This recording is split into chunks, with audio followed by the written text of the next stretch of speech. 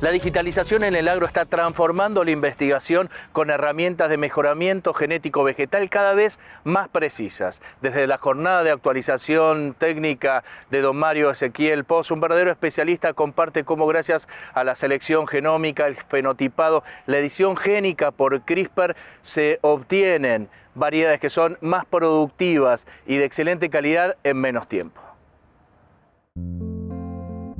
Con el desafío de duplicar la ganancia genética actual del 1,5% al 3%, Grupo Don Mario invierte en investigación de avanzada, implementando herramientas para el fenotipado y genotipado de las variedades, transformando la industria del mejoramiento vegetal con la genómica. Las informaciones que se obtienen son procesadas con bioinformática, ciencia de datos, inteligencia artificial y sistemas estadísticos, diseñando una fórmula para predecir el rinde. Diego, hace ya 5 o 6 años que venimos trabajando con unas nuevas herramientas que encaran principalmente o atienden a la necesidad de la predicción. Estas herramientas básicamente tienen 3 características muy particulares. Una es la parte del fenotipado, que es entender lo que la soja nos dice cuando la vemos en el campo. Hace 5 o 10 años eso lo hacíamos simplemente con una cosechadora experimental, donde cosechábamos y sabíamos cuántos kilos por hectárea era. Hoy hay muchísimas más herramientas para lograr un fenotipado de mayor calidad, donde podemos entender no solamente el rendimiento, sino todas las componentes de rendimiento que está expresando cada cultivo. Otra de las herramientas es la genómica, que es la que nos permite saber puertas adentro, qué es lo que pasa en el cultivar, cuáles son los genes que se están expresando para generar ese fenotipo en el campo. Y por último tenemos las herramientas ambientales, que nos otorgan una infinidad de cantidad de información, sobre todo ahora que tenemos bases de datos disponibles de series históricas de 20, 30 años, con un lujo de detalle muy alto. Y finalmente eso nos permite terminar de entender el combo de la interacción de la genética con el ambiente para expresar un rendimiento en determinado lugar. Todo esto obviamente no es tan sencillo, son toneladas, literalmente toneladas de información, para lo que en GDM se creó un departamento exclusivamente de científicos de datos, que no son chicos agrónomos, sino que son gente que se dedica realmente a todo lo que es data science y que nos ayudan a generar los algoritmos de predicción utilizando tecnologías como Machine Learning, inteligencia artificial y demás. Con lo cual hoy el breeder tiene, si bien sigue yendo al campo a ver y a elegir cuáles son las mejores variedades, hoy disponemos de muchísima más información y precisión en esa información para tomar las decisiones correctas. Y cómo la utilización de la genómica está transformando los productos que próximamente llegarán al lote, agregando valor al productor por un lado y también a la industria. Básicamente lo que nos está permitiendo a nosotros es acortar el ciclo de mejoramiento, aumentando la ganancia genética. El ciclo de mejoramiento es desde que se cruza una variedad con otra, se genera una población, se seleccionan individuos, se llevan al campo, se testean y se selecciona el mejor. Ese era un proceso que antiguamente llevaba entre 10-12 años. Con mejoramiento tradicional nosotros lo acortamos a 7-8 años y hoy con genómica y con todas las herramientas tecnológicas que te venía comentando, lo estamos logrando en 4 a 5 años. Eso básicamente te permite acumular la misma ganancia genética que antes acumulabas en 10 años, hoy la estás acumulando en 4 o 5, con lo cual casi que estás duplicando la ganancia genética. Eso sumado a herramientas de speed breeding que fuimos desarrollando dentro de GDM, que son herramientas básicamente que a través de estímulos hormonales y a través de manejos de distintos espectros de luz, logramos recortar ciclos de soja, que en mejoramiento es muy importante. Independientemente de cuál sea el grupo de madurez, nosotros estamos logrando entre la siembra y la cosecha entre 57 y 63 días, lo que nos permite cerca de 6 ciclos por año, y eso realmente te permite avanzar y acelerar muchísimo todos los procesos de mejoramiento. Las 2 estaciones principales de cría están en Chacabuco una y en Puerto Nacional, Brasil, la otra. Y desde esos 2 lugares atendemos a los territorios de Argentina, Brasil, Estados Unidos, Europa y China. Y en base a la edición génica y las líneas de trabajo que están llevando adelante, ¿qué nuevas sojas veremos que posean un beneficio no solo en rendimiento y productividad, sino también en el área de alimentación para consumo de monogástricos y humanos? Es interesante la pregunta. Nosotros ya hace desde un tiempo atrás abrimos un laboratorio de edición génica que es una metodología que permite modificar genes puntuales y definidos para maximizar una característica interesante o para apagar una característica no deseable. Dentro de los primeros proyectos que empezamos a trabajar con edición génica, empezamos a trabajar con la característica de low RAFTAC, que es baja rafinosa y baja estaquiosa, lo que permite aumentar la eficiencia de conversión en monogástricos, disminuyendo obviamente lo que es la cantidad de rafinosa y de estaquiosa.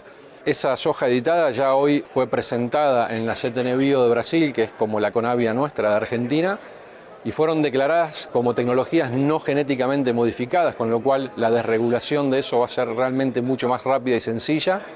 Y ya estamos haciendo pruebas de esas variedades, pruebas a nivel nutricional, en convenios privados con criadores de cerdos y demás eslabones de la cadena productiva. La edición génica en esos términos realmente es una herramienta muy interesante y la posibilidad de nosotros tener nuestro propio laboratorio de edición génica nos permite modificar nuestras variedades elite, la característica que nosotros queremos sobreexpresar, ya montada sobre una variedad conocida de buen comportamiento a campo. Ezequiel Pozo analiza el impacto de las sojas convencionales en el programa de mejoramiento, potenciando la ganancia genética exponencialmente. Nosotros desde hace ya prácticamente 10 años hicimos un cambio estratégico muy grande en el programa de mejoramiento. Hasta ese momento teníamos un programa RR1, cuando se empezó a lanzar Intacta empezamos a tener dos programas, uno RR1 y uno Intacta, y siempre tuvimos un programa convencional chiquito para mantener variabilidad, y lo que notamos fue que en el programa convencional chiquito, con el poco esfuerzo que le estábamos poniendo, estábamos logrando avances muy claros en términos de rendimiento. Y eso era, ¿por qué? Porque era un programa que se había mantenido a lo largo del tiempo invariable. El programa de RR1, en el momento en que entró Intacta, le bajamos un poco el acelerador, después Intacta en grupos cortos no era tan importante, le volvimos a subir el acelerador y eso genera en la ganancia genética un efecto serrucho, mientras que el programa convencional se mantenía continuamente con una ganancia genética clara. Entonces, en ese momento tomamos la decisión de invertir todo nuestro esfuerzo en un único programa de mejoramiento, y es el no transgénico, y a través de las tecnologías que te comentaba de speed breeding, convertimos esas variedades convencionales, a medida que vamos viendo cuáles son las ganadoras, las empezamos a convertir a las distintas biotecnologías que haya disponibles en el mercado. De esa manera no quedamos atados a una única biotecnología o a un único proveedor de biotecnología, y podemos ofrecer al productor la mejor genética con cualquiera de las biotecnologías disponibles. La revolución digital del agro está repleta de actuadores y sensores que están ofreciendo datos cuantitativos que se cosechan a campo. ¿Cómo están utilizando drones para acelerar estos procesos y potenciar la ganancia genética? Estamos trabajando hace tiempo ya con imágenes por drones. Empezamos con las clásicas drones de RGB, digamos de alta definición. De ahí pasamos a multiespectrales, de ahí pasamos a hiperespectrales. Y hoy estamos probando sensores termales y sensores LiDAR, que son las que utilizan los vehículos de conducción autónoma, que te permiten tener una visión tridimensional. Hasta ahora siempre veníamos viendo todo en dos planos, ahora podemos empezar a ver el cultivo de soja volumétricamente. Así todo, se genera tanta información que es difícil procesarla. Para que te des una idea, una imagen RGB te tira 3 espectros, mientras que una hiperespectral te tira arriba de 200 espectros.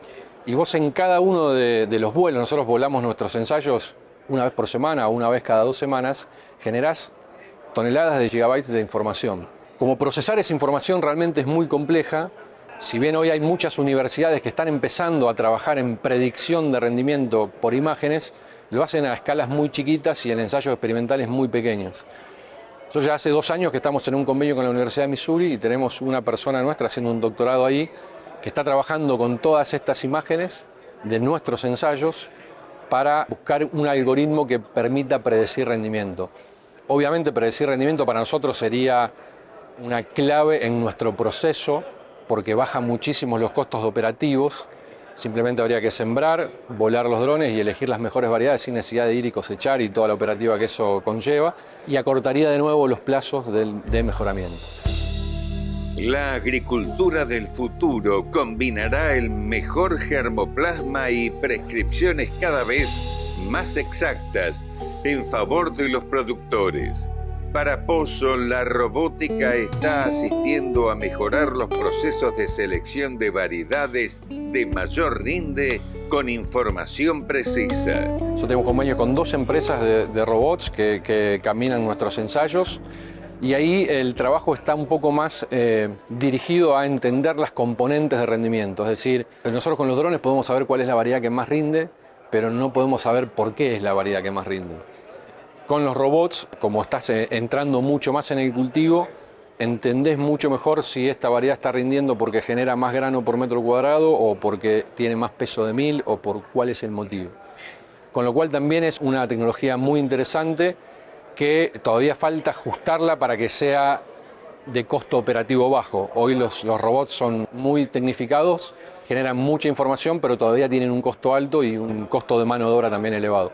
Pero sin lugar a dudas son herramientas que no solamente nos van a permitir mejorar el proceso de selección de variedades, sino que también esas variedades cuando lleguen a la parte comercial vamos a tener mucho más información para compartir con los productores, ya sea de cuál es la interacción con el ambiente, de cuál es su estrategia de generación de rendimiento, de si la densidad a la que está sembrando va a ser o no la correcta. Yo creo que ahí va a haber una sinergia entre investigación y desarrollo para brindar muchísimo más información al productor.